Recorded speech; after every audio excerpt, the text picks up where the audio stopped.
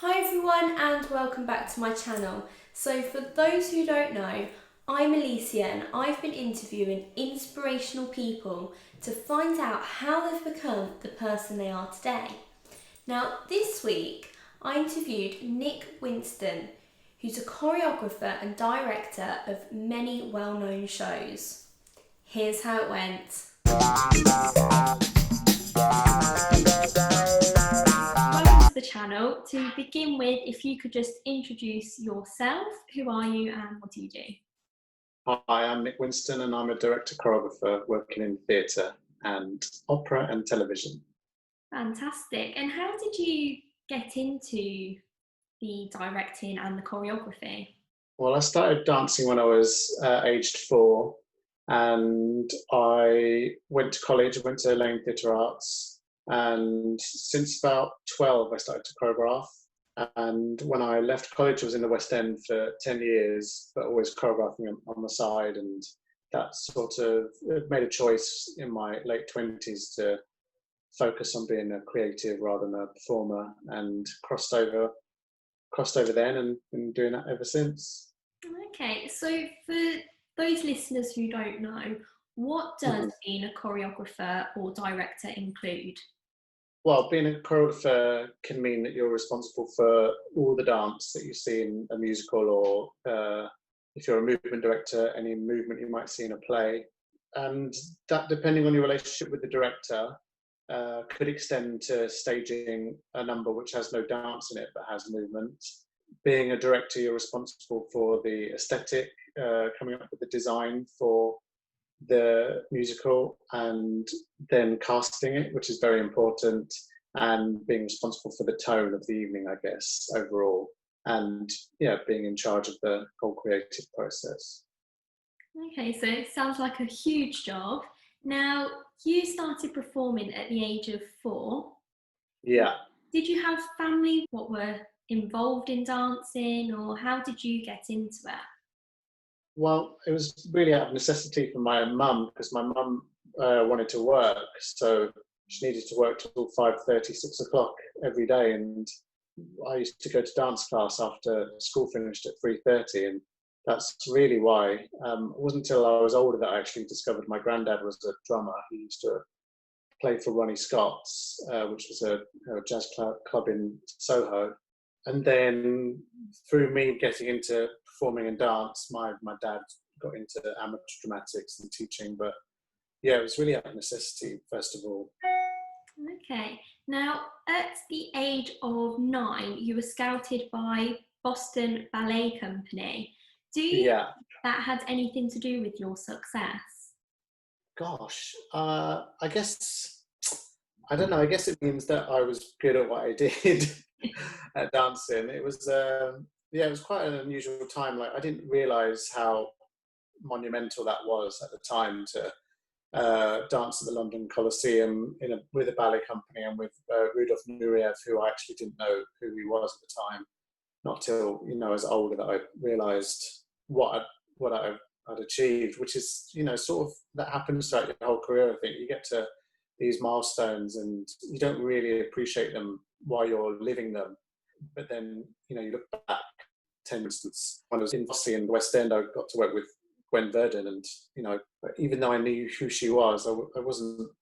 I didn't really appreciate it at the time, and then looking back and watching Fosse Verdon has really made me realise how lucky I was. I can imagine.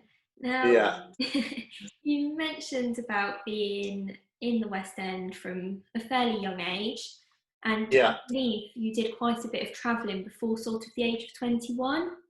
yes, that's right. My first job was in Hamburg doing Cats, the musical. And when I was studying like at Lane, all I wanted to do was be in Cats, and I didn't really have a plan or a notion of what was beyond doing that show, because that was just like the dance dream show. So I did that at 18, and then I got Beauty and the Beast, which was in Vienna, had its European premiere there, and through that I became assistant dance captain in Vienna, and then when the show came to London, I was the assistant choreographer, and because I'd done the show before for a year and a half, I basically staged quite a lot of that show during its premiere for London. So And I love being on that side of things. I love being at auditions. I love traveling. It was really good, and I love being in charge.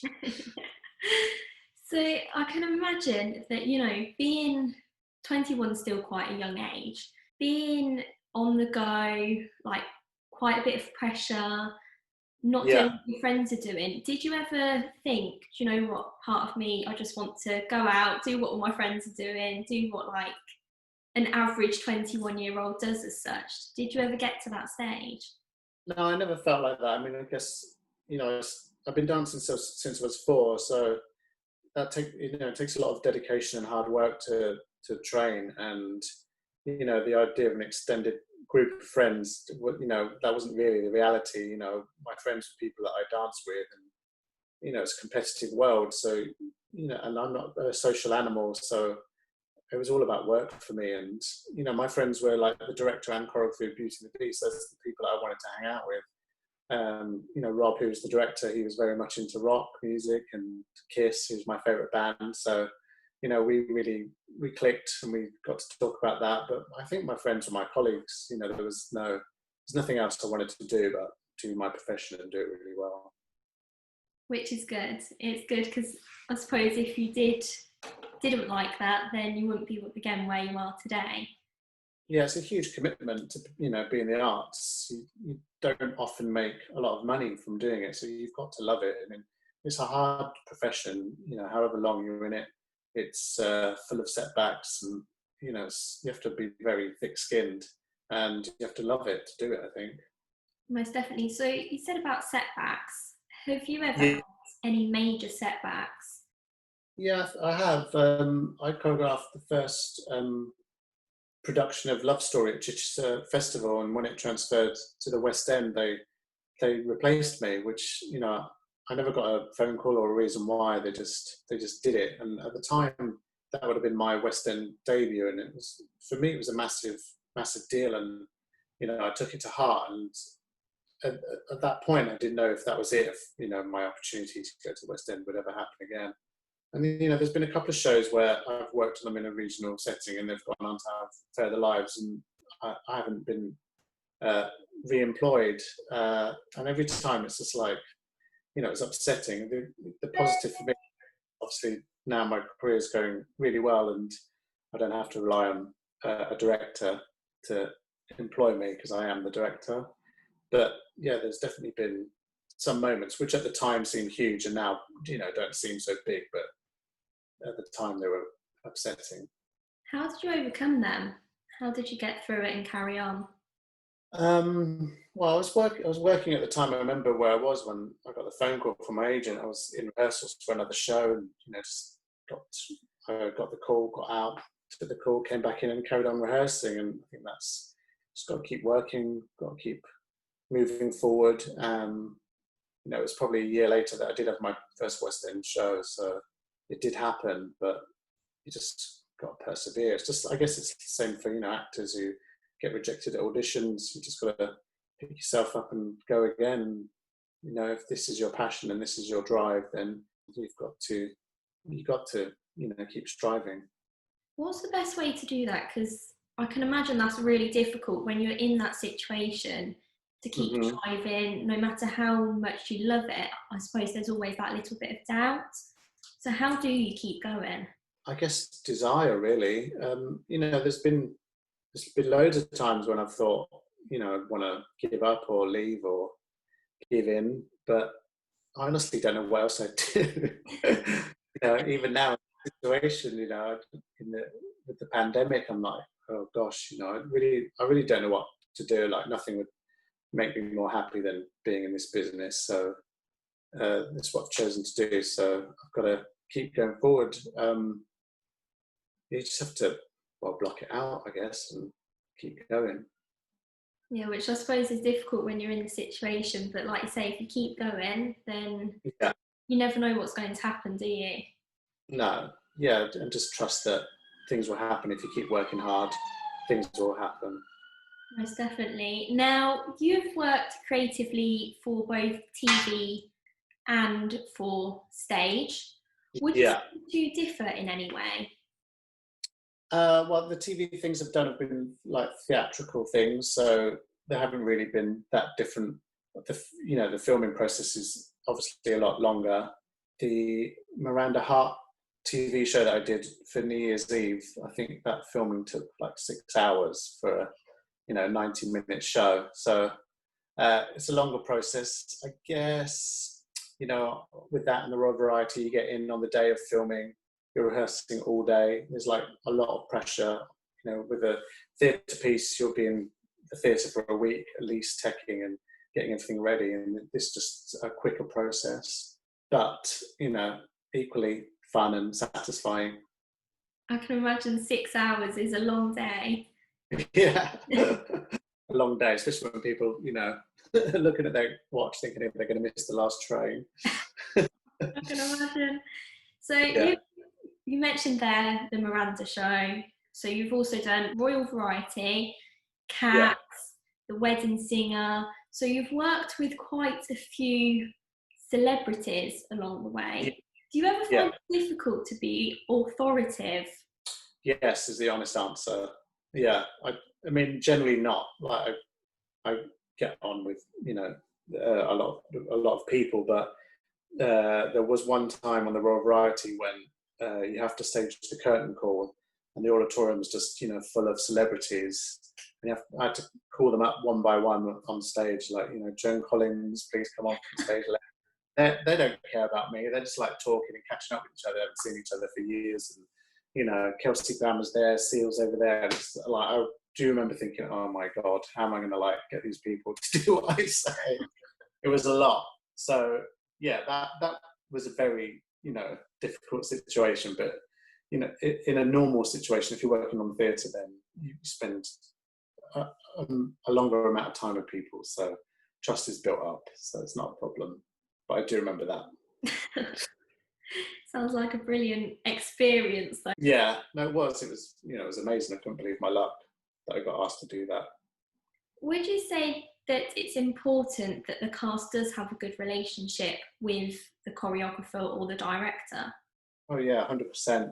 You're in a room together. You've got to trust each other, allow each other to make mistakes, the cast and the creative team as well.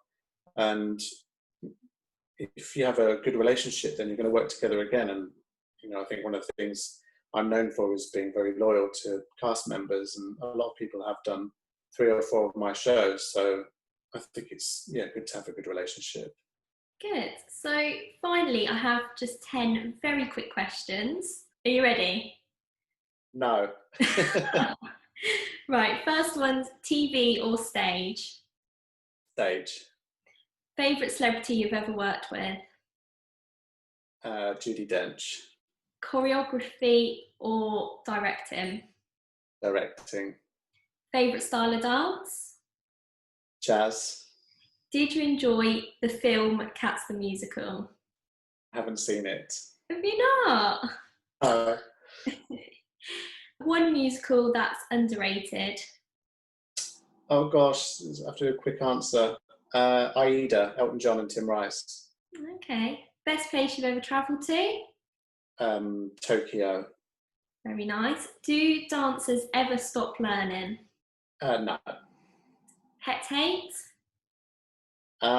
People on their phones in rehearsals. And one bit of advice for someone wanting to follow in your footsteps? To work hard and not give in. Fantastic. Thank you very much. You're welcome. Now, I hope you all really enjoyed that interview with Nick, and I hope you all learned something as well. There's a few things that I think we can all learn from that interview. The first one that I'd like to talk about is to never give up.